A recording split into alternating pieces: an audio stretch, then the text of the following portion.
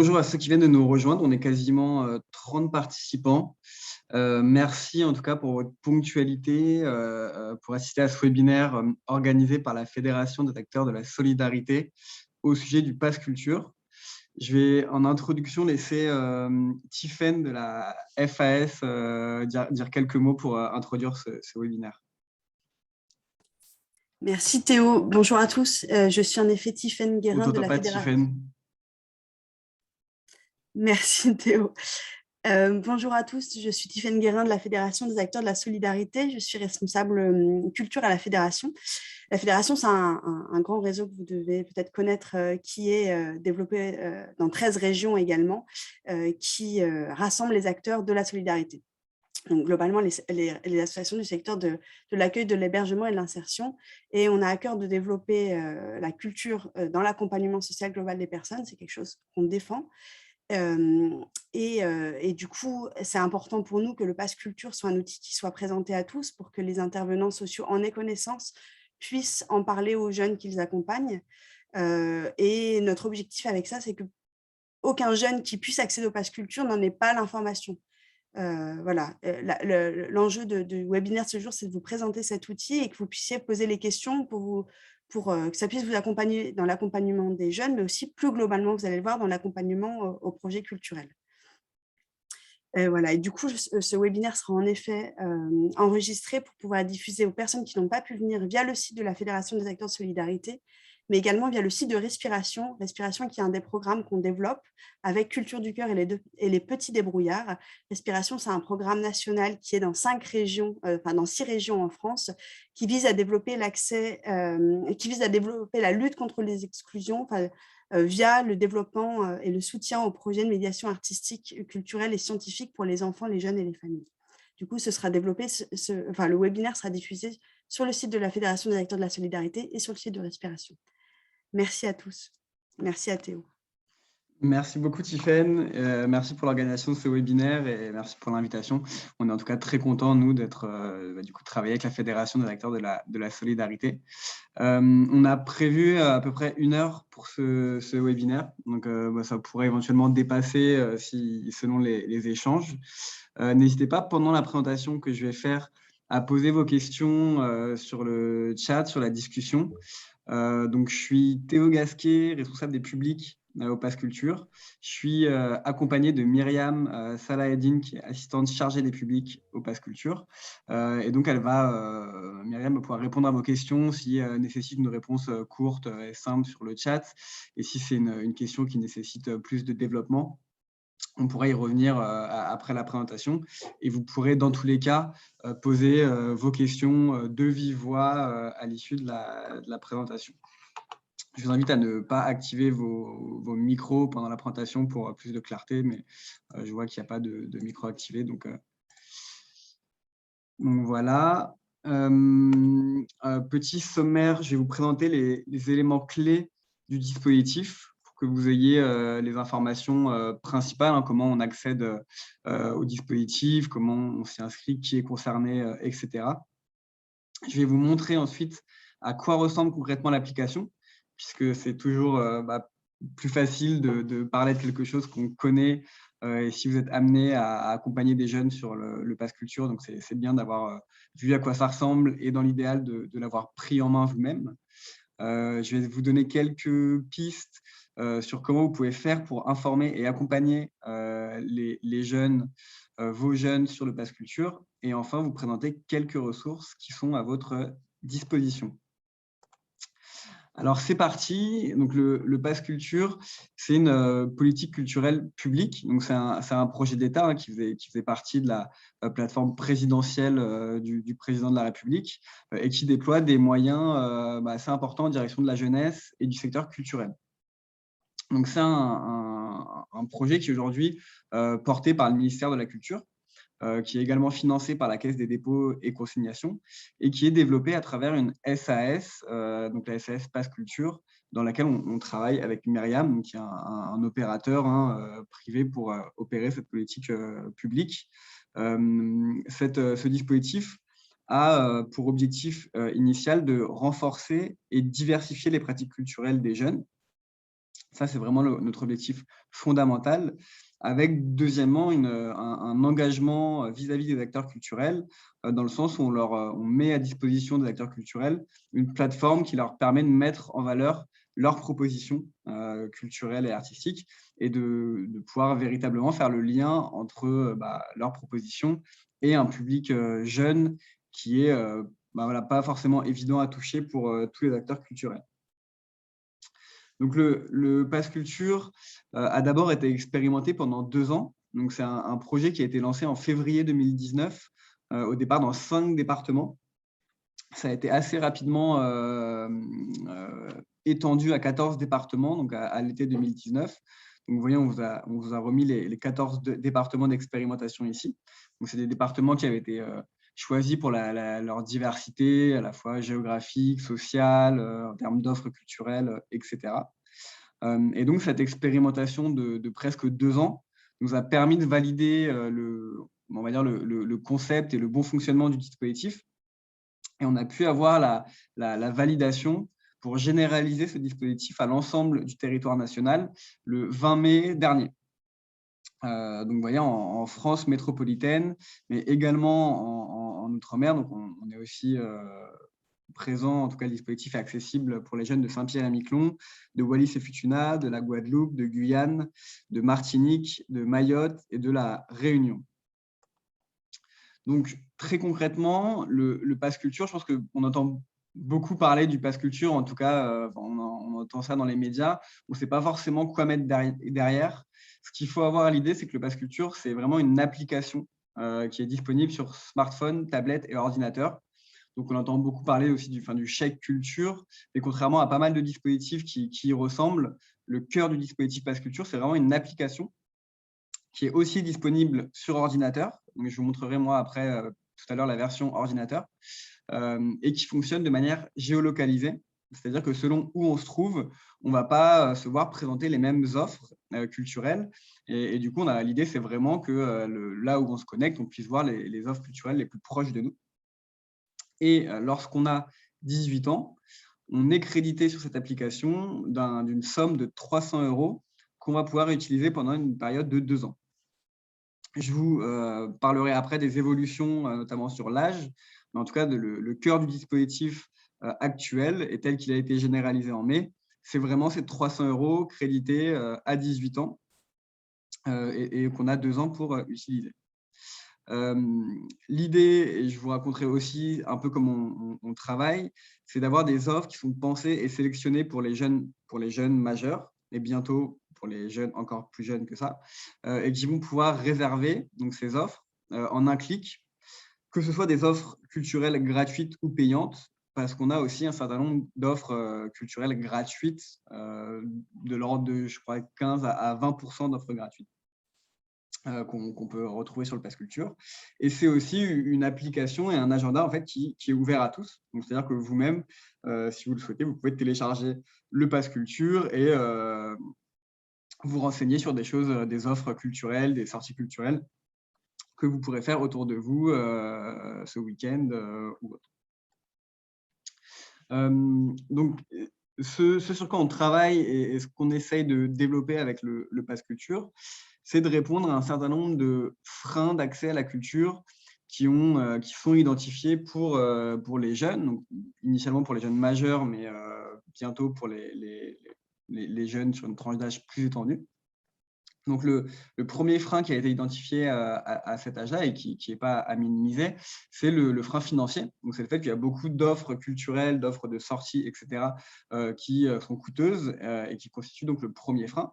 Et donc, le Pass Culture, avec cette somme de 300 € à 18 ans, a vocation à répondre essentiellement à ce frein-là.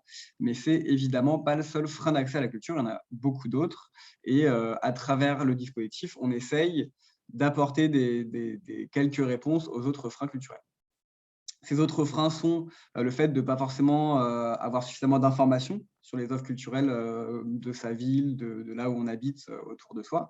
Et du coup, le Pass Culture, comme je vous le dis, est un outil de centralisation des propositions, donc c'est un outil d'information. On donne ce chiffre qui est intéressant, c'est que pendant l'expérimentation, on a fait un certain nombre d'études notamment en Bretagne, qui était la seule région entièrement ouverte. Donc, c'était intéressant d'observer ce qui se passait parce qu'il y avait vraiment il y a souvent un effet régional, parce que les réseaux sont construits à cette échelle-là. Et du coup, on a pu étudier que pendant l'expérimentation, le Pass Culture était devenu le deuxième outil d'information pour les jeunes qui avaient le Pass Culture. Donc, le deuxième outil d'information culturelle, on est d'accord, après la recommandation de pair à pair. Donc, c'était assez intéressant de voir que le Pass Culture fonctionnait vraiment, enfin, en tout cas pour les jeunes qui l'avaient, comme un outil d'information. Et nous, on le constate en rencontrant les jeunes et les utilisateurs, qu'il y a pas mal de jeunes qui, en fait, attendent parfois un certain nombre de temps avant de dépenser leur crédit, qui ont parfois hyper bien calculé, ils savent exactement où ils vont le dépenser dans tel festival, dans un instrument de musique ou autre, et qui vont en fait aller sur le Pass Culture pour regarder les offres gratuites et vraiment l'utiliser comme un outil d'information. Donc cette notion d'outil d'information, elle est vraiment en fait pour nous très centrale. Deuxième chose. Ensuite, le fait que les jeunes ont parfois l'impression que la culture, de manière générale, et que les offres culturelles qu'ils peuvent voir passer ne sont pas forcément pour eux. Et du coup, l'idée, c'est de vraiment nous penser et de sélectionner des offres culturelles à destination de ce public, donc qu'ils aient vraiment l'impression qu'on leur parle dans leur code et qu'on leur parle à eux, qu'on s'adresse à eux. C'est assez important.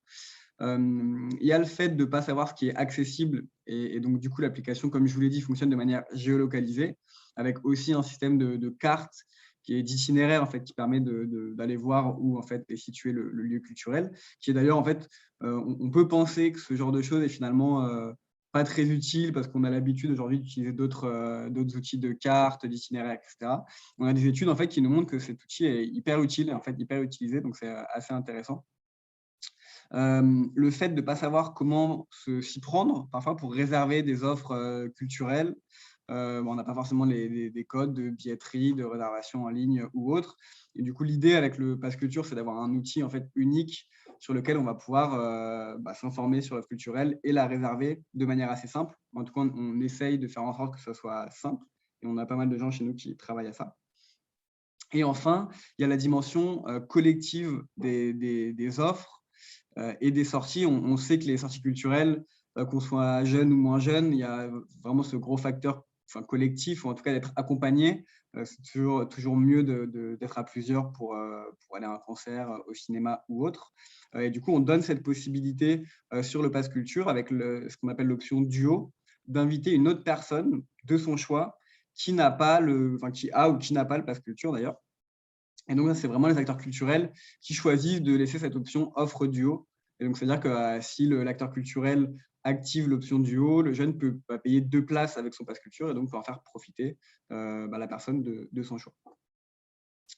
Donc, on a sur le Pass Culture une diversité de catégories culturelles et d'acteurs culturels qui sont représentés.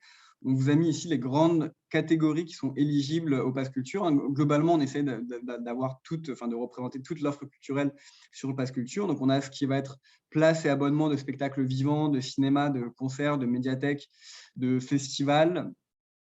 On va avoir les visites de musées, de lieux historiques, de centres d'art, de monuments, etc., ce qui va être plutôt du domaine du patrimonial. On va voir les biens culturels, donc les biens physiques, les livres, les BD, DVD, CD, disques vinyles, instruments de musique. Donc, on va pouvoir acheter avec son Pass Culture. Les cours et ateliers, donc ça, c'est toute la catégorie pratique artistique, où on va pouvoir y retrouver des stages, des leçons de danse, de théâtre, de musique, de chant, dessin, cirque, hip-hop, tout ce qu'on veut. Donc là, on est vraiment sur des formats qui peuvent être hyper variés. Ça peut être 1 heure de découverte de la poterie, jusqu'à un abonnement de plusieurs semaines ou plusieurs mois de théâtre. On va même avoir des studios d'enregistrement, des offres en fait, où on propose des demi-journées où les jeunes peuvent aller s'enregistrer pour ceux qui ont déjà une pratique musicale. C'est une offre qui marche d'ailleurs assez bien parce que une salle d'enregistrement, c'est assez coûteuse. Et donc, c'est une offre qui marche pas mal. On va avoir les services numériques qui sont limités à 100 €. Donc, sur l'ensemble des 300 €, les jeunes ne peuvent pas dépenser plus de 100 € en services numériques. Donc là, on va avoir des abonnements à des plateformes de jeux vidéo, de musique en ligne, type Deezer par exemple, de vidéos à la demande, type MyCanal. Donc, on n'a pas Netflix, par exemple, mais on peut avoir MyCanal ou OCS. On va pouvoir retrouver des e-books et aussi pas mal de presse, d'abonnements à la presse en ligne. Il y a ce qui va être rencontre avec les artistes, conférences, dédicaces, répétitions de spectacles, découverte des métiers. Là, on est souvent sur des offres gratuites sur cette catégorie. Et enfin, c'est la catégorie qui est la plus récente, depuis, je crois à peu près depuis avant l'été, qui est le matériel Beaux-Arts.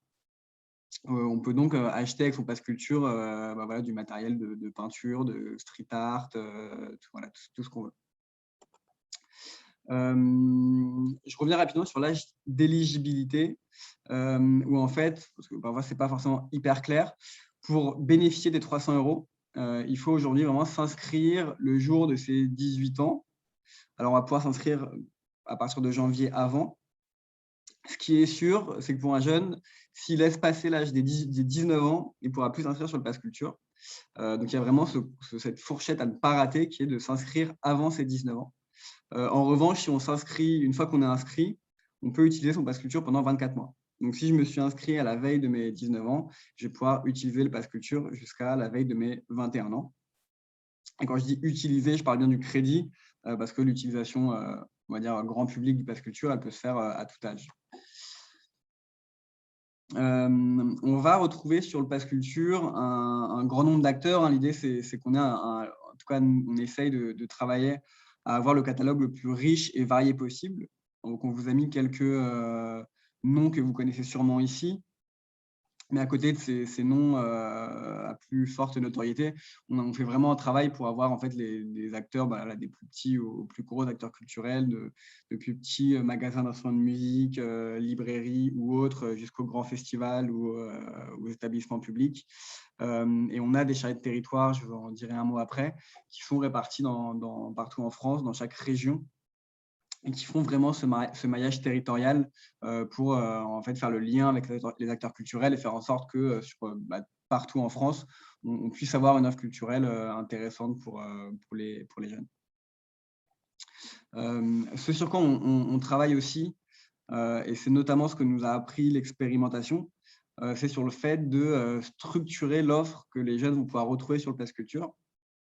C'est-à-dire qu'on s'est rendu compte que le pass culture n'avait pas vocation à être une sorte d'immense place de marché où se rencontrent toutes les offres culturelles sans aucune hiérarchie ou distinction, et qui allait rencontrer les jeunes, et qu'on avait vraiment cette nécessité de structurer l'offre et d'orienter aussi les jeunes vers des offres, en tout cas d'organiser les offres culturelles sur le pass culture, avec en ligne de mire, et ça c'est vraiment ce qui nous anime et ce qui est notre objectif ultime, la diversification des pratiques culturelles des jeunes. On va vraiment organiser, nous, nos sélections et la structuration de l'offre pour faire des parcours qui vont amener la diversification et amener les jeunes à faire des découvertes. On est vraiment dans cette idée de déguiser la curiosité des jeunes à travers des sélections thématiques, des recommandations et des parcours globalement qu'on va pouvoir proposer sur le Pass Culture. À côté de ça, on va aussi travailler avec les partenaires culturels pour proposer sur le Pass Culture des offres et des choses que les jeunes ne pourraient pas trouver ailleurs. Il y a vraiment cette idée de réussir en fait à proposer aux jeunes, quel que soit leur âge, parce que vous allez voir que le Pass Culture va s'étendre, et du coup, cette question-là va devenir de plus en plus centrale, qui est de proposer aux jeunes des expériences culturelles qu'ils ne pourraient pas retrouver ailleurs, et ainsi réussir vraiment à ce que les jeunes prennent l'habitude d'utiliser le Pass Culture comme un outil d'information, comme un outil de lien vers des offres culturelles au global. Et donc, on va travailler avec nos partenaires pour proposer ce type d'offres exclusives, dont on vous a mis quelques exemples. Par exemple, le Parlement des œuvres, qui est un projet qu'on a fait avec l'association Eloquentia et le Centre Pompidou, qui était un programme d'éloquence autour de l'art contemporain, où du coup, on donnait des clés d'art, d'éloquence à des jeunes pour parler autour de l'art contemporain. On a produit des jeunes du Pass Culture à l'Urban Week, qui est un festival de hip-hop, où du coup, on a donné la possibilité à des jeunes du Pass Culture d'aller chanter, notamment sur une scène du festival. On a travaillé avec l'association 1000 Visages et Commune Image sur des ateliers de découverte du jeu d'acteur pour les jeunes du 93. On a organisé des rencontres littéraires, mais en fait, on organise presque toutes les semaines des rencontres avec des artistes ou des professionnels de la culture. Donc, du coup, c'est des jeunes du Pass Culture qui vont interviewer les artistes et les auteurs. Et c'est des rencontres qui sont la plupart du temps en ligne et donc qui sont diffusées en direct à tous les jeunes du Pass Culture qui peuvent poser leurs questions en direct, etc. Et on a aussi fait, et on va d'ailleurs réitérer cette opération, une opération de solidarité avec Bibliothèques sans frontières, où du coup on donnait la possibilité aux jeunes d'utiliser leur passe culture pour acheter des livres qui allaient bénéficier en fait qui allaient être envoyés à des bibliothèques solidaires. En fait, c'est des projets qui sont assez divers dans leur mécanique, mais c'est pour vous montrer un peu ce sur quoi on va pouvoir travailler aussi pour, en fait, à travers le Pass Culture, augmenter aussi la valeur que les jeunes peuvent identifier sur cette application et ce dispositif et proposer des différents types d'expériences aux jeunes du Pass Culture. Vous donnez quelques chiffres aujourd'hui. On a plus de 840 000 bénéficiaires inscrits donc, depuis le début de l'expérimentation, donc depuis le tout début, pour quasiment 8 millions de réservations qui ont été faites. Et on a près de 10 800 structures culturelles qui sont inscrites aujourd'hui sur le Pass Culture partout en France. Ça représente, alors on va plutôt s'intéresser à la répartition des dépenses en euros, parce qu'au final, le nombre de réservations, il n'est pas forcément hyper intéressant parce que voilà, une réservation de livre est égale à une réservation de festival, si on veut, lorsque la réservation de festival est beaucoup plus engageante, coûte beaucoup plus à un jeune globalement. Donc, ce qui est intéressant de voir, c'est là où dépensent leur crédit les jeunes. Du coup, on voit que le livre correspond à 50, à quasiment la moitié en fait, des dépenses de crédit, devant le cinéma et les instruments de musique. Donc, c'est assez intéressant de voir ça. La catégorie livre, c'est une catégorie qui, historiquement, a beaucoup marché, notamment parce que la situation des structures culturelles avec le Covid, etc., rendait évidemment plus compliqué les sorties, voire évidemment impossible pendant quelques mois. Les librairies, assez rapidement, met en place le click and collect, ce genre de choses.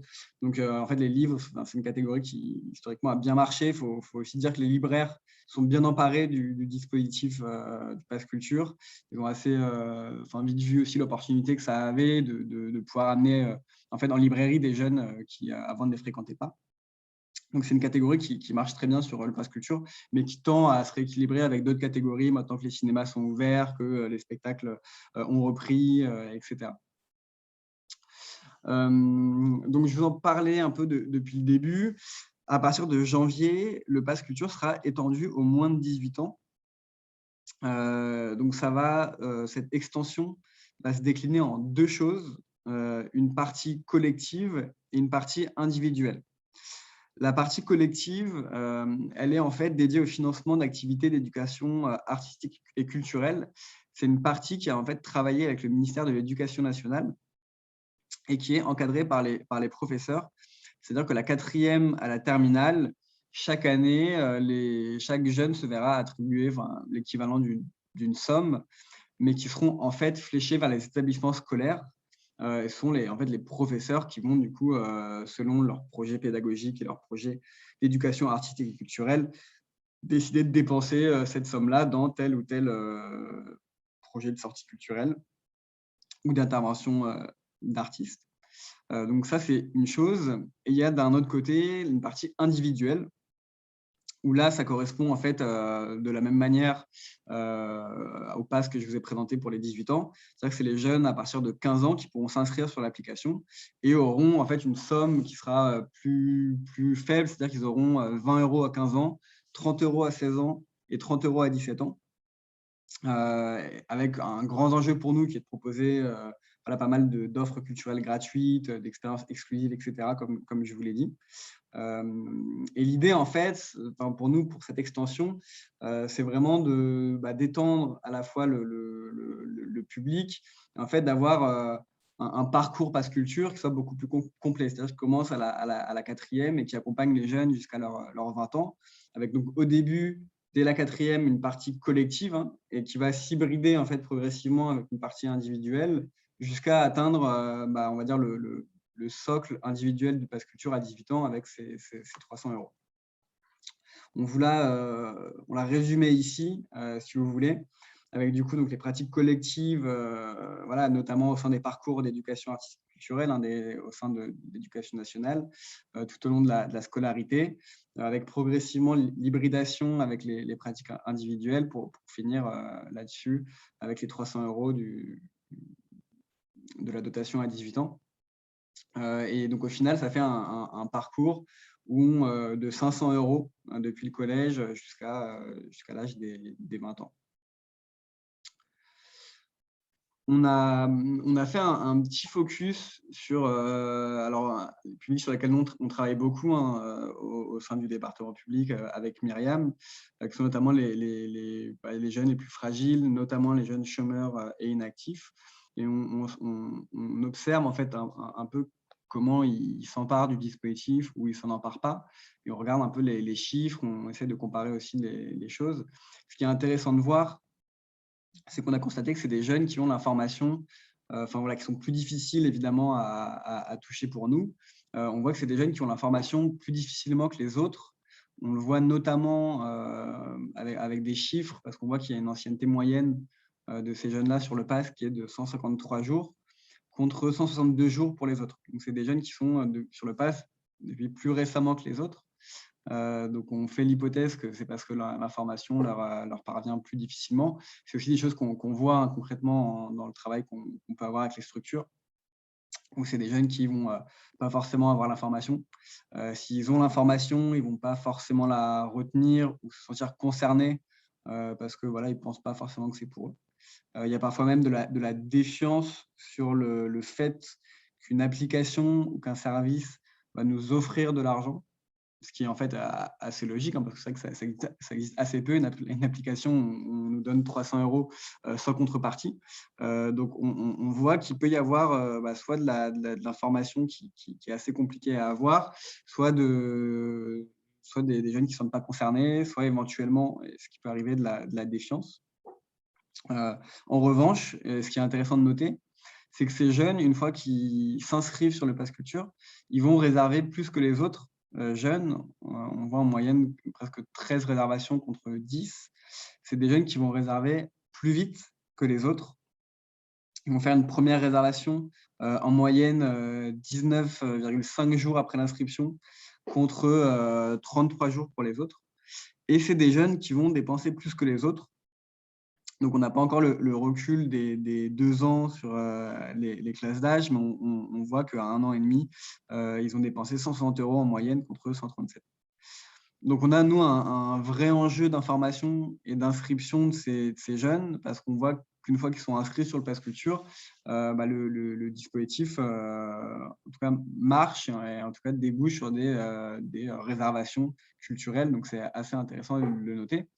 Et donc, pour réussir à toucher ces jeunes qui sont plus difficiles à capter, on a développé un certain nombre de partenariats, donc avec l'Union nationale des missions locales, avec l'Union nationale des habitats jeunes, avec le réseau des écoles de la deuxième chance, avec le groupe SOS, etc. Avec pour objectif que tous les jeunes éligibles accompagnés par les structures du champ social puissent, à minima, être informés du dispositif et bénéficier d'un accompagnement si nécessaire. C'est aussi dans ce cadre-là qu'on fait ce webinaire. On le voit vraiment cet enjeu que les jeunes puissent avoir l'information, surtout à temps, notamment parce que s'ils dépassent l'âge de 19 ans et qu'ils ont cette information après, ça peut être en fait extrêmement frustrant d'être passé à côté notamment des 300 € sur des jeunes qui ont un capital économique qui est souvent plus faible, et donc, donc ça peut être d'autant plus frustrant de passer à côté de ce droit quelque part. Je vais vous montrer l'application maintenant. Avant ça, vous donner quelques éléments un peu concrets. Donc, les critères pour bénéficier du Pass Culture aujourd'hui, donc dans sa version 18 ans, c'est d'avoir 18 ans. Donc, après son 18e anniversaire et avant son 19e anniversaire, et de résider légalement depuis au moins 1 an sur le territoire français. ce sera en fait les mêmes conditions pour les jeunes de 15 à 18 ans. Enfin, il y a juste la condition de l'âge qui change, mais il faudra dans tous les cas résider légalement depuis au moins 1 an sur le territoire français. En termes de documents qui sont acceptés, donc c'est une carte d'identité française ou pas, un passeport français ou pas, ou un titre de séjour. Donc ça, c'est pour vérifier l'âge. Et si on est étranger, on nous demandera de pouvoir justifier le fait qu'on habite légalement en France depuis au moins 1 an. Ça peut être à travers un justificatif de domicile à son nom individuel, avec les pièces classiques, une attestation d'hébergement par un tiers, ou l'attestation éventuellement d'un foyer ou d'un centre d'hébergement qui marche aussi s'ils attestent que le jeune il réside depuis suffisamment longtemps pour pouvoir remplir les conditions d'éligibilité. Et donc, dans ce cadre-là, je vais vous montrer juste après le parcours d'inscription. Pour les étrangers, ça se fait sur le site Démarche simplifiée, lorsque pour les autres, tout va se faire sur l'application. Je vous montre rapidement le parcours d'inscription parce que dans la démonstration après, on ne verra pas ça. Mais globalement, ça se fait assez simplement. On est guidé avec les écrans sur l'application. Donc, quand on télécharge l'application, donc sur les stores, on va voir s'inscrire. On va nous demander de mettre une adresse mail et une date de naissance. On va devoir ensuite vérifier, confirmer son email comme ça se fait assez fréquemment. On va nous demander notre numéro de téléphone et de le vérifier avec un SMS. Et ensuite, on va nous demander d'envoyer un document pour vérifier notre âge, donc une pièce d'identité qu'on va pouvoir prendre en photo avec son téléphone. Et si on n'a pas de smartphone, par exemple, on va pouvoir passer par le site Démarche simplifiée. On me demande ensuite quelques informations sur mon profil, le code postal, adresse, etc. Et ensuite, la déclaration sur l'honneur.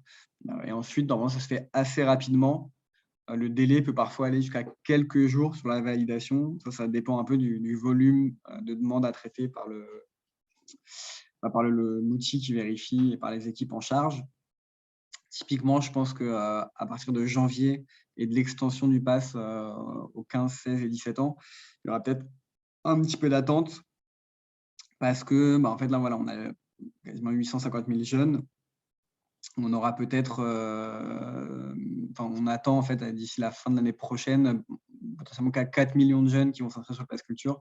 Donc en fait, en termes de volume, c'est assez considérable à traiter aussi pour les équipes techniques. Il y a une montée en charge qui doit se faire progressivement.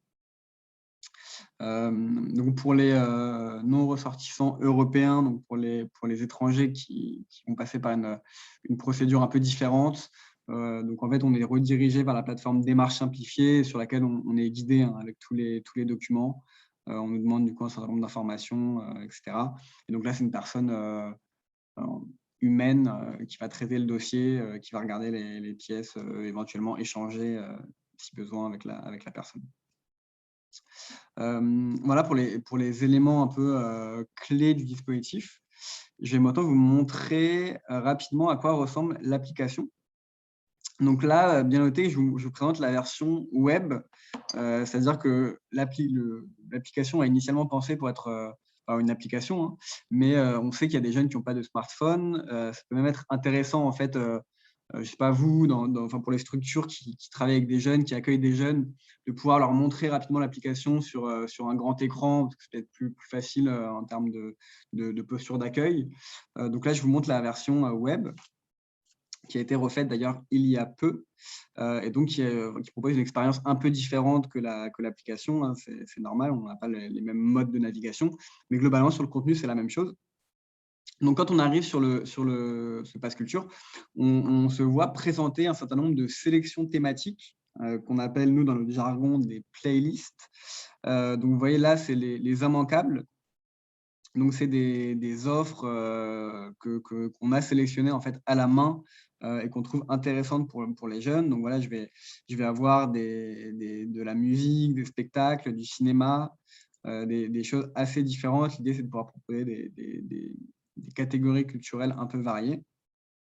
On va me proposer du cinéma. Donc là, voilà, c'est les films qu'on met à l'honneur en ce moment. Et notamment, donc là, il y a une rencontre en ligne, par exemple, avec l'équipe du film Les choses humaines. Donc, il y a une rencontre en ligne du coup, qui est le 9 décembre. Du coup, je peux cliquer et m'inscrire et du coup, recevoir le lien pour participer à cette rencontre en ligne avec l'équipe du film. Donc ça, je vous disais, c'est des choses qu'on organise assez régulièrement avec des artistes et des professionnels de la culture. On va me faire des recommandations d'artistes, comme bon, ça se fait assez classiquement sur les plateformes, où là, je ne sais pas si vous connaissez Cœur de Pirate, qui nous a fait ses recommandations de livres et de visites. Et de la même manière, Guillaume Musso a fait des recommandations. J'ai une catégorie sur les pratiques artistiques, donc voilà, avec des choses un peu différentes. Les bons plans de la semaine, me proposer des choses qui sont près de moi, des lectures, des choses thématiques sur les cinémas et les séries, de l'écoute de livres, de podcasts, etc. Donc voilà, bon, assez classiquement, on fait des sélections qu'on renouvelle en fait assez régulièrement. Et donc ça, c'est vraiment en fait le premier mode d'entrée sur la plateforme, qui sont les choses qu'on va proposer aux jeunes. Le deuxième mode d'entrée, c'est la recherche. C'est-à-dire que moi, j'ai une idée en tête et je veux le sélectionner. Typiquement, je cherche voilà, dans la catégorie livres. Donc là, vous voyez, dans les catégories, on va me proposer toutes les différentes catégories qu'on peut retrouver sur le Pass Culture. Donc, je cherche, par exemple, un livre, évidemment, autour de moi. Et le livre, c'est Le Petit Prince, par exemple. Et donc, alors là, typiquement, ça ne marche pas, je ne sais pas pourquoi.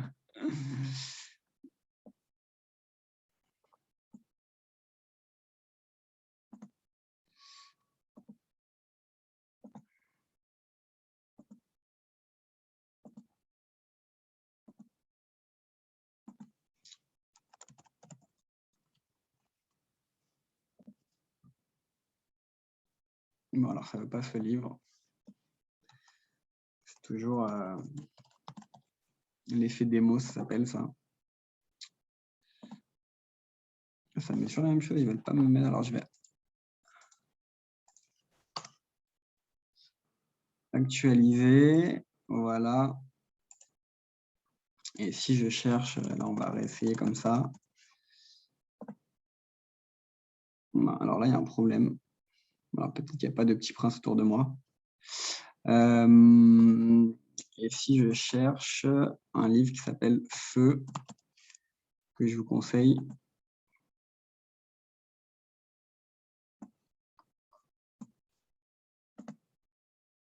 Non, c'est bizarre, ça me met toujours bon. Je ne sais pas ce qui se passe du tout. On va essayer sur une autre catégorie. Typiquement, si je cherche des cours et ateliers autour de moi, donc là, je vais voir en fait des offres, des choses qui sont les plus proches de moi. Donc, je l'ai dit, des formats assez divers, du dessin, de la peinture, de la photo argentique, des cours et stages de théâtre. Donc, on va me proposer voilà, plein de choses. Si je clique sur une offre, donc là, vous voyez, c'est le centre Paris Anime de Rébéval à Paris qui me propose en fait chaque lundi de 19h30 à 21h30 des cours de dessin et de peinture, où on me dit venez au centre pour calculer votre tarif.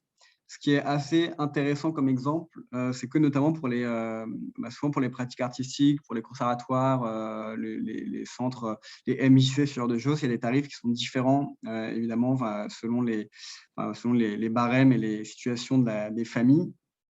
Donc, ce que font ces acteurs culturels-là, c'est qu'en fait, ils posent des offres comme ça avec un prix qui est un peu, peut-être un prix unique. En fait, en fonction après du jeune et de son quotient, ils vont faire en fait une offre individuelle en direct avec le jeune pour qu'en fait le jeune utilise sur son pass culture avec un prix qui correspond vraiment à ce qu'il a à payer. Moi, c'est vraiment la petite subtilité en fait, sur la catégorie pratique artistique, parce qu'on n'a pas à date la possibilité d'avoir plusieurs prix. Enfin, vous imaginez aussi qu'il y a des cautions, enfin, si on devait avoir tous les quotients pour ce type d'offre, on aurait un nombre de prix qui serait trop important. Donc, il y a pas mal d'acteurs qui font ça en fait et qui disent bah, venez nous voir. Et en fait, en fonction de votre situation, on va calculer ensemble et faire en fait pile l'offre qui correspond à ce que vous avez à payer. Donc voilà, ça marche pas mal. Bon là, c'est une offre, par exemple, qui est, il y a un tarif à l'heure, donc voilà, qui est plus standard. On permet aussi sur le pass culture donc de mettre des choses en favoris. Vous voyez, hein, des choses qu'on peut mettre en favoris et qu'on pourra réserver ensuite, après. De manière assez classique, une page profil avec les informations personnelles, et cetera, le mot de passe. Voilà, je peux gérer un peu, les différentes choses. Et donc ça, c'est vraiment pour, tout ce qui est de l'application, qui est, normalement assez simple, d'utilisation, mais voilà, évidemment, selon l'aisance des jeunes sur le digital, sur les smartphones, c'est pas forcément, aisé pour tout le monde. Il y a aussi parfois des questions de langue, évidemment, où là, du coup, il peut y avoir un accompagnement qui est nécessaire. Donc je repasse sur la présentation. Pour passer du coup à quelques éléments sur les manières que vous pouvez avoir d'informer et d'accompagner les jeunes de vos structures sur le pass culture. De manière assez classique, on a nous repéré un peu différents niveaux d'accompagnement, notamment en travaillant avec les structures pendant l'expérimentation et en regardant un peu ce qui marchait, ce qui marchait pas et quelles étaient un peu les meilleures pratiques. Donc globalement, on a dégagé un peu 3 niveaux d'accompagnement. Le premier niveau qui est assez simple, c'est de communiquer aux jeunes qu'on identifie comme éligibles. Donc typiquement, aujourd'hui, les jeunes de 18 ans, demain, des jeunes dès 15 ans, j'imagine peut-être plutôt à partir de 16 ans dans vos structures. Et du coup, de leur communiquer en fait, assez simplement l'information, hein, comme n'importe quel dispositif de droit commun, en leur disant vous avez 18 ans, vous avez le droit à 300 € sur le pass culture, je vous invite à télécharger l'application. On va dire que c'est l'information de base. Le deuxième niveau, c'est d'être en mesure de pouvoir les accompagner sur l'inscription. Il y a des jeunes qui peuvent avoir un peu plus de difficultés sur cette partie un peu administrative, hein, même si elle est assez simple. Il s'agit de prendre en photo sa carte d'identité avec l'application, mais c'est pas forcément évident pour tout le monde. Si on n'y arrive pas, on peut envoyer un scan de sa pièce d'identité. Donc voilà des démarches qui peuvent éventuellement nécessiter un accompagnement. Parfois peut-être une aide à la navigation et à voir comment marche l'application. Donc là, ce qui est intéressant de votre côté, hein, c'est de pouvoir savoir comment ça fonctionne et éventuellement d'avoir pris en main l'application. Et on va dire le troisième niveau d'accompagnement, ce que vont faire les professionnels qui maîtrisent peut-être le mieux le pass culture et qui sont aussi intéressés par ces sujets culturels, c'est aussi de rentrer dans un dialogue avec les jeunes sur les offres culturelles qu'il va pouvoir trouver sur le pass culture, à mettre en regard des intérêts, des différentes passions ou hobbies culturels des jeunes, avec cet enjeu qui est que, nous, on le voit dans les interventions qu'on a pu faire en structure, de jeunes qui en fait disaient non, mais le pass culture, ok, ouais, mais je ne vais pas forcément y trouver des choses. Moi, je n'ai pas de pratique dans la culture, c'est pas pour moi, etc. Et parfois, il y a cette nécessité d'entrer aussi dans une discussion sur, en fait, si tu regardes des films, tu écoutes de la musique, éventuellement tu regardes des séries, tu peux peut-être même aller à des concerts. En fait, voilà, tu as des pratiques culturelles. En fait, tout ça, tu vas pouvoir le retrouver sur le pass culture, avec du coup l'idée d'essayer de les tirer un peu vers toutes les possibilités qu'ils vont pouvoir retrouver sur le pass culture. Et parfois, pour certains jeunes, il y a la nécessité de leur donner un petit coup de pouce pour les intéresser en fait et à voir en fait qu'il y a sur le pass culture des choses qui correspondent à leurs pratiques existantes, avec aussi cette idée-là qui est que nous, en tant que dispositif du ministère de la Culture, on pourrait penser qu'on va retrouver sur le pass culture que des offres peut-être très institutionnelles ou peut-être très exigeantes, alors qu'on a évidemment, nous, cette volonté d'avoir toutes les offres, toute la culture, voire les cultures représentées sur le Pass Culture. Donc, aussi bien des concerts de hip-hop, des mangas ou autres, que des partenaires plus institutionnels, des grands opéras ou théâtres, etc. Et il y a vraiment ce travail d'avoir en fait l'ensemble et d'ouvrir le jeune à des découvertes à partir de ses propres pratiques culturelles. En termes d'information et de communication assez simple, donc nous, on peut vous envoyer des supports physiques si vous voulez. Donc, il y a un lien sur lequel vous pouvez remplir l'adresse de votre structure. Et du coup, on vous enverra donc, à la fin de chaque mois, la communication prend ce tableau-là en fait, envoie affiches et flyers. Donc, pour retrouver ce lien-là, je vous l'enverrai aussi par mail avec le support de présentation à la fin. De manière plus générale, voilà, je pense que vous l'imaginez, hein, mais on peut parler du Pass Culture aux jeunes en entretien individuel, en temps collectif. Il y a des structures qui organisent parfois des temps d'information dédiés et qui vont en fait inviter tous les jeunes qu'elles ont identifiés à ce temps d'information, ce qui permet de mutualiser l'information. Pour ça, on peut faire des campagnes de SMS ou de mails dédiés qui marchent pas mal. On a des campagnes de SMS en fait, qui en fait, vont vraiment déboucher sur de l'inscription, hein. On l'a déjà vu dans nos chiffres, nous. Évidemment, sur les réseaux sociaux de la structure, c'est quelque chose qui a déjà été fait et qui peut être intéressant. En termes d'accompagnement, ce qui peut être parfois utile, c'est je pense que vous le savez, c'est de mettre à disposition des postes informatiques pour les jeunes qui n'ont pas de téléphone, éventuellement de mettre déjà la page du site et du Pass Culture pour faciliter l'accès, de rappeler aux jeunes de manière générale les éléments administratifs, donc les documents d'identité qu'ils vont avoir à fournir pour s'inscrire. Éventuellement, leur apporter un soutien dans le cadre où je sais pas, il manque une pièce, où l'inscription se fait de manière un peu compliquée, du coup, on doit passer par des démarches simplifiées, et du coup, ça peut être intéressant d'avoir un soutien, notamment aussi pour avoir peut-être un scanner, si le jeune n'a pas de téléphone ou pas de scanner chez lui et qu'il doit envoyer des documents. Ces temps d'aide à l'inscription, ils peuvent se faire donc, dans certaines structures en individuel, dans d'autres en groupe. Et donc voilà, toujours, ce qui est intéressant, c'est de pouvoir inciter les jeunes à réserver des propositions culturelles. Et donc, au-delà de l'information sur ce dispositif de droit commun, inciter vraiment, informer en fait les jeunes sur les offres culturelles qu'ils vont retrouver sur l'application. Et pour ça, on vous invite en fait, vous, à télécharger le Pass Culture. Hein. Donc, vous pouvez aller sur le store de votre soit Apple Store, soit votre Play Store, de télécharger l'application, de vous créer un compte, en fait, comme le grand public, de pouvoir naviguer sur le Pass Culture. Et en fait, ce qu'on voit, c'est que c'est toujours hyper intéressant de pouvoir dire à un jeune, tu as 300 € sur le Pass Culture et tu vas pouvoir faire ci, faire ça, aller dans la librairie qui est à 10 minutes d'ici, aller au cinéma de la place qui est à 20 minutes, aller à tel concert que j'ai repéré sur l'application et je sais que tu aimes bien. Enfin voilà, il y a cette idée-là qui est en fait assez intéressante, qui est de rentrer en fait sur l'offre culturelle plutôt que uniquement sur la somme et le crédit. Et on voit que ça marche souvent assez bien quand on réussit à susciter la curiosité des jeunes par ce biais-là. Vous avez sur cette présentation les référents territoriaux du Pass Culture. Donc, on a des personnes qui sont installées en région, donc dans chaque région de France, et que vous pouvez contacter. Donc, vous avez leur mail sur les liens là qui sont cliquables. Vous pouvez nous contacter aussi avec Myriam, hein, on est là pour répondre à vos questions. Globalement, en termes de répartition, vous pouvez en fait nous contacter avec Myriam si vous avez des questions génériques sur je sais pas, l'inscription, comment présenter le Pass Culture à vos jeunes, l'accompagnement au global. Vous pouvez nous contacter pour ça avec Myriam.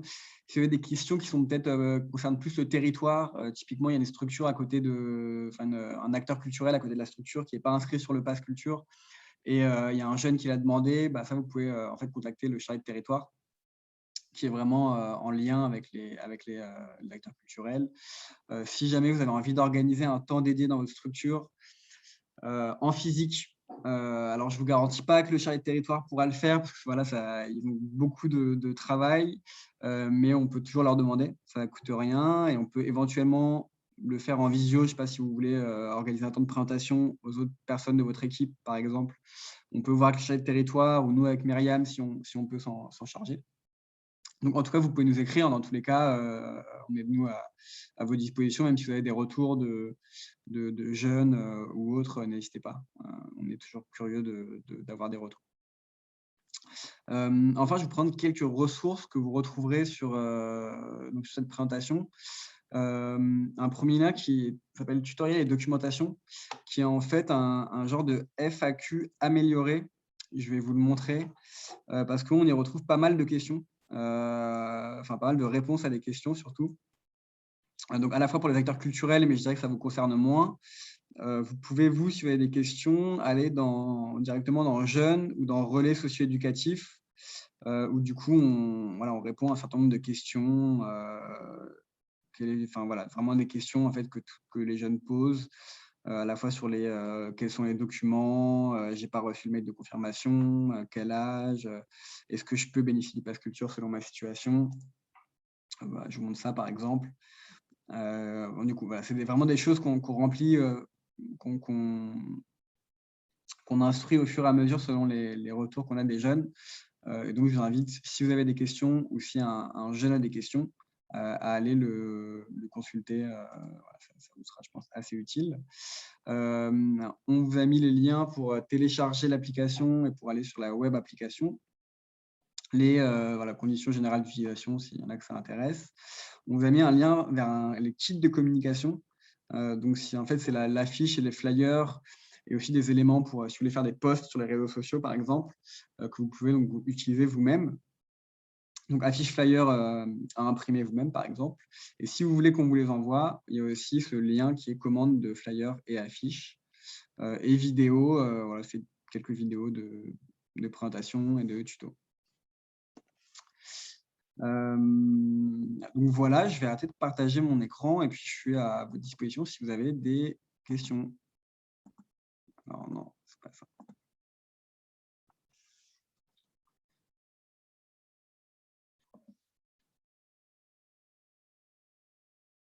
Alors, s'il y a des questions.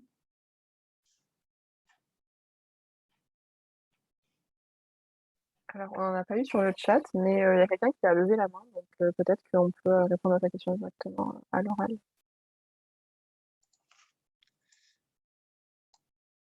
Oui, avec plaisir, ouvrez votre micro.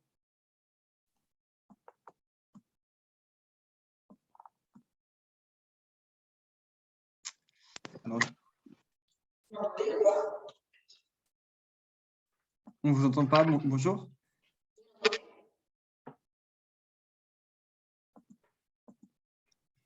Alors, personnellement, je ne vous entends pas. Je ne sais pas si Myriam, tu entends quelque chose? Non.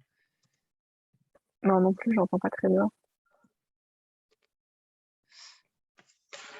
Alors non, on ne vous entend pas. Peut-être posez-la par écrit. Si... Alors, serait-il possible de remettre la fiche concernant le pass pour les 15-17 ? Oui, c'est possible.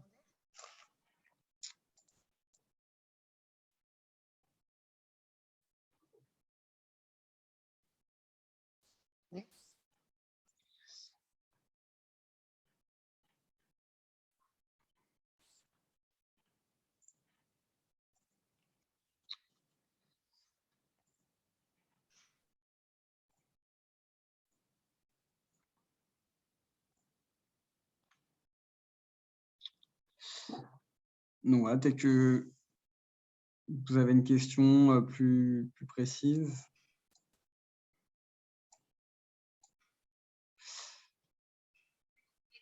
Alors oui, je vous donnerai le lien pour commander les affiches et flyers. Je vous enverrai ça. Vous m'entendez là? Oui, on vous entend. Ah, bah alors attendez, parce que c'est que j'étais sur l'ordinateur, je suis passée sur le téléphone portable, c'est plus simple. Du coup, moi, je fais partie du centre de l'enfance à Chamalières. Et j'aurais une question. En fait, une de mes questions, c'était... Attendez. Pendant votre présentation, j'ai téléchargé du coup l'application. Et moi, à aucun moment, ça m'a pas du tout demandé en fait ma carte d'identité. Je me suis arrêtée simplement à la demande en fait au niveau de ma date de naissance. Alors. Et vous l'avez pas rempli, votre date de naissance? j'ai rempli ma date de naissance, mais après, j'ai reçu un mail de confirmation. Et en fait, à la suite de ça, on ne m'a pas demandé ma carte d'identité, en fait. Ouais, Donc, je ne sais pas si c'est un problème ou si c'est que pour moi, je ne sais pas. non, en fait, c'est normal parce que je suppose que vous n'avez pas 18 ans et du coup, Non. En fait, on considère que vous serez une utilisatrice grand public et du coup, vous n'êtes pas éligible au D'accord. pass culture. Donc, on n'a pas à vérifier votre pièce d'identité ou votre âge. Et en fait, c'est Ok. vraiment, du coup, si les jeunes qui indiquent, du coup, être éligibles, donc dans l'âge, on va ensuite là D'accord. leur demander leur pièce d'identité pour le vérifier et du coup, pour leur attribuer le crédit. D'accord, très bien. Et juste, j'ai une autre question, je suis désolée. Pas de problème. Donc, je regardais au niveau des offres aussi, c'est-à-dire que, par exemple, il y a des offres où ça demande de payer un certain prix. On fait comment, en fait, pour avoir droit à ces offres? Parce que j'arrive pas, enfin, il faut qu'on aille sur le lieu en montrant justement l'application Pass Culture. Ça fonctionne comment? Ouais, alors en fait, du coup, tout se fait sur l'application, enfin, en termes de réservation.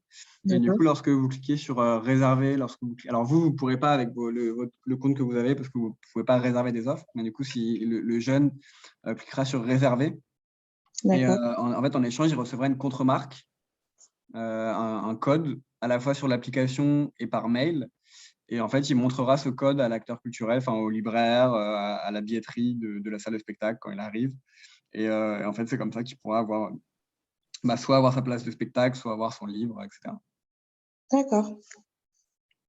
Bon, bah, parfait. Merci beaucoup. Je vous en prie. Alors, je vois en parallèle des questions. Pensez-vous que le dispositif serait étendu à des jeunes jusqu'à 25 ans, par exemple? Alors, oui. Enfin, en tout cas, nous, on le souhaite et nous, c'est vraiment notre objectif, hein, c'est d'accompagner des jeunes sur on va dire le plus longtemps possible, donc depuis la 4e jusqu'à peut-être 25 ans. C'est effectivement l'âge qu'on vise, en tout cas sur l'âge maximum qu'on viserait. Donc, nous, on espère beaucoup. Donc, ça ne dépend pas de nous parce qu'après, voilà, c'est des discussions avec les ministères de tutelle, etc. En tout cas, nous, c'est vraiment notre ambition en tant que Pass Culture, c'est d'accompagner vraiment les jeunes et de leur apporter aussi des outils pour leur choix culturel et pour leur découverte culturelle sur, voilà, sur le plus d'années possible. Maintenant, je pense que ce ne sera pas tout de suite. On a vraiment cet enjeu pour l'instant de réussir les moins de 18 ans. Et je pense qu'une fois qu'on aura fait ça, on se penchera assez sérieusement sur les plus de 18 ans. Mais en tout cas, c'est vraiment un enjeu. Et notamment sur, effectivement, c'est des jeunes qui auront dans l'idéal pris l'habitude d'utiliser leur passe culture, qui sera devenu en fait un outil en fait, culturel assez intéressant pour eux. Et ce serait en fait juste dommage d'arrêter à 20 ans de les accompagner de quelque manière que ce soit. Est-ce qu'on sait jusqu'à quand l'État financera ce dispositif? Est-ce un dispositif limité dans le temps? Alors, c'est une bonne question. En fait, on ne sait jamais ce qui peut se passer. Donc là, il y a un budget qui a été dégagé, qui a été voté pour l'année 2022. Ce qui est intéressant de noter, c'est que en fait, c'est plus maintenant uniquement un projet ministère de la Culture, c'est aussi un projet ministère de l'Éducation nationale, puisque du coup, toute la part collective est financée par le ministère de l'Éducation nationale. Et du coup, l'idée du Pass Culture, en fait, c'est d'être un outil au service des politiques publiques culturelles. Donc globalement, nous, on pense qu'il y a en fait peu au-delà en fait des gouvernements, etc. On ne pense pas que ce soit un scénario probable qu'un nouveau président, qu'un nouveau gouvernement dise on arrête tout alors qu'on a investi autant en fait dans un tel dispositif. Donc nous, on est assez convaincus que c'est un dispositif qui est amené à perdurer, notamment si on réussit à faire nos preuves dans ce qu'on apporte en fait aux professeurs, aux établissements. Ce qui est plutôt assez bien parti pour. Maintenant, on ne sait jamais hein, si demain on a un président qu'on n'attend pas, qui arrive et qui veut tout changer sur plein de choses. Voilà, on n'est jamais sûr, mais en tout cas, c'est effectivement un dispositif qui a vocation normalement à durer dans le temps. Quel document faut-il pour s'inscrire sur une démarche simplifiée? Alors ça dépend, mais globalement, on vérifiera à la fois l'identité et la situation, enfin la résidence en France légale. Donc après, tous les documents seront indiqués, en fait, tout ce qui est possible d'envoyer sur démarche simplifiée pour prouver son identité ou pour prouver sa résidence seront demandés. Alors, sur le Puy-de-Dôme, l'offre est assez pauvre. Quand un jeune veut un service, peut-il ou doit-il passer par les référents régionaux pour augmenter les adhésions ou les produits dans un des partenaires? Alors, typiquement, oui. Nous, en fait, il y a des acteurs culturels. Donc là, c'est vraiment le travail des chargés de territoire qui est de recruter le plus d'acteurs culturels possible. Globalement, depuis la généralisation, les acteurs culturels s'inscrivent un peu d'eux-mêmes, hein. On a moins à aller les chercher. Mais évidemment, sur le grand volume d'acteurs culturels qu'il y a partout en France, on n'a pas encore 100% des acteurs, hein, et c'est normal. Donc typiquement, s'il y a un jeune qui veut un service ou qui a identifié un acteur culturel à côté de chez lui qui n'est pas sur Pass Culture, il peut écrire au Pass Culture. Donc c'est ce que font beaucoup de jeunes, hein, qui disent il y a telle librairie à côté de chez moi. Alors finalement, peu les librairies parce qu'elles sont assez présentes sur Pass Culture, mais même voilà, il y a telle salle de spectacle, ou il y a même ce festival-là qui va avoir lieu dans 2 mois. Est-ce qu'on peut le mettre sur le Pass? Donc nous, c'est des choses qu'on prend en compte. Typiquement, pour un festival, après, c'est peut-être un peu, on va rentrer dans les discussions, etc. Donc, ce n'est pas forcément automatique. En tout cas, il y a beaucoup de jeunes qui nous font des remontées qu'on prend en compte. Et vous pouvez, vous aussi, si vous avez des jeunes qui vous font des retours comme ça, envoyer un petit mail au chargé de territoire. Il n'y a pas de problème pour ça.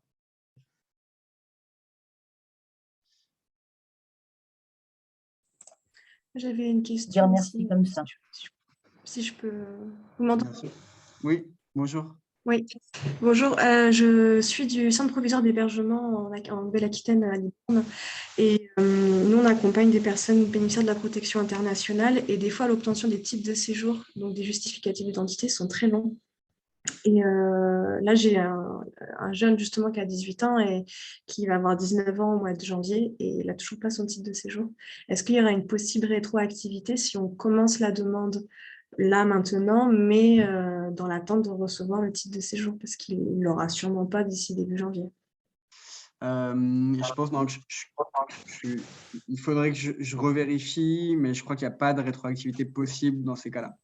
Il y a une rétroactivité possible quand le jeune, en fait, a rempli les conditions d'inscription avant ses 19 ans et qu'il fait la démarche de s'inscrire, mais qu'on ne peut pas la traiter à temps. Là, même s'il passe ses 19 ans, il va pouvoir accéder au Pass Culture. Mais si, en fait, il ne remplit pas les conditions au moment où il a 18 ans, malheureusement, ça ne va pas être possible. Il est rempli en soi, mais c'est juste qu'il n'a pas le document. Mais le problème va se poser aussi pour plus tard, pour les 15-17, parce que les jeunes de 15-17 ans, ils n'ont pas de titre de séjour et les démarches pour avoir un document d'identité, que ce soit un passeport ou autre, ça peut prendre plusieurs années. Et passer à côté ce serait bête de passer à côté d'un dispositif parce que des délais de traitement des documents d'état civil relèvent de 1 an, 2 ans pour certains. On le sait, hein, on le sait très bien, mais malheureusement, ces conditions-là, elles ne sont pas fixées par nous, vous l'imaginez bien. Et du coup, on a un peu bloqué là-dessus, c'est-à-dire qu'on n'a pas de marge vraiment de manœuvre là-dessus, malheureusement. Vous pouvez faire remonter, du coup. Je vais quand même faire remonter ça et vérifier, mais j'avoue que je suis quasiment sûr qu'il n'y a pas de rétroactivité possible dans ce cas-là. Dans ce cas, avec une ouverture à d'autres documents pouvant justifier l'identité, comme je sais pas, les décisions de protection, qui pourraient compléter en attendant d'avoir des documents officiels, ça peut prendre beaucoup de temps. Non, mais c'est des choses qu'on fait remonter, hein. On est notamment en relation avec le ministère de l'Intérieur et les délégations qui traitent des questions d'intégration, des primo-arrivants, des réfugiés, etc. On sait aussi que du coup, sur le 15-17 ans, effectivement, ça concernera en fait assez peu de jeunes réfugiés, etc. parce que ils n'ont pas de carte de séjour, souvent en étant mineurs, pour quasiment la majorité, quasiment tous. Mais c'est des décisions qui sont en fait prises au niveau ministériel, etc. Et donc nous on fait remonter, mais malheureusement on a assez peu de marge de manœuvre là-dessus. Mais en tout cas, je prends bien le point et on est au. Merci. Merci à vous.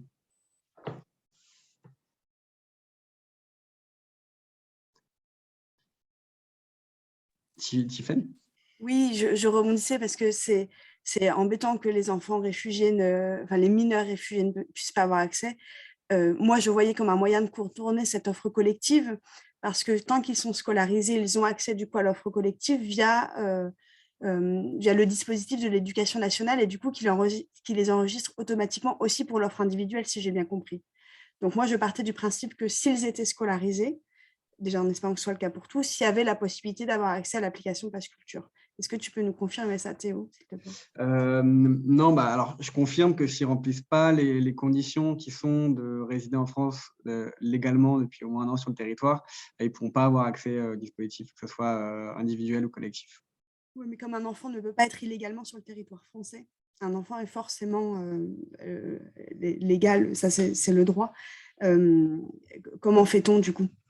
Ouais, donc effectivement, légalement n'est pas le terme, parce qu'effectivement, ils peuvent résider sans titre de séjour. Mais du coup, il faut vraiment la carte de séjour, c'est la règle en fait, qui est appliquée même sur les moins de 18 ans et malheureusement qu'on ne peut pas contourner. Et ce qui effectivement et rend les choses un peu compliquées pour les jeunes de moins de 18 ans qui n'ont du coup pas de carte de séjour. Mais bon, voilà, c'est un peu les conditions qui sont posées et sur lesquelles malheureusement on n'a pas tellement de marge de manœuvre.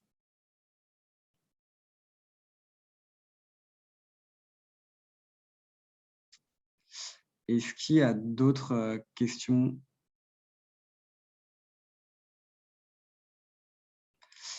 Bon, bah, s'il n'y a Oui, pas d'autres questions, j'aurais juste une dernière question. oui. En fait, moi, je comprends, je reviens à ce que disaient les autres pour les personnes d'origine étrangère. Vous avez dit tout à l'heure que c'était soit un passeport français ou pas, soit une carte d'identité française ou pas. Donc, est-ce qu'il faut forcément un titre de séjour?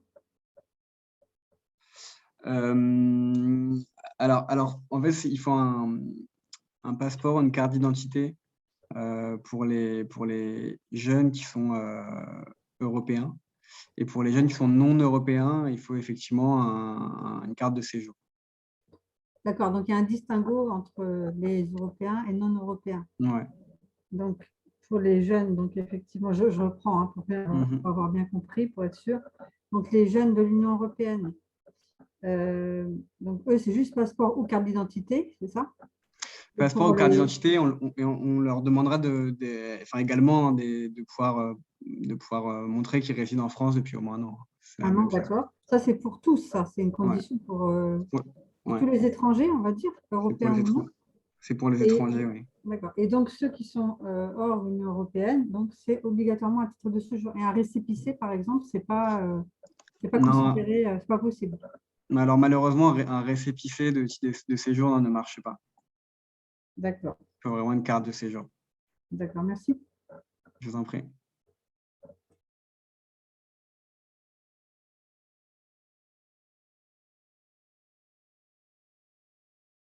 Est-ce qu'il y a d'autres questions?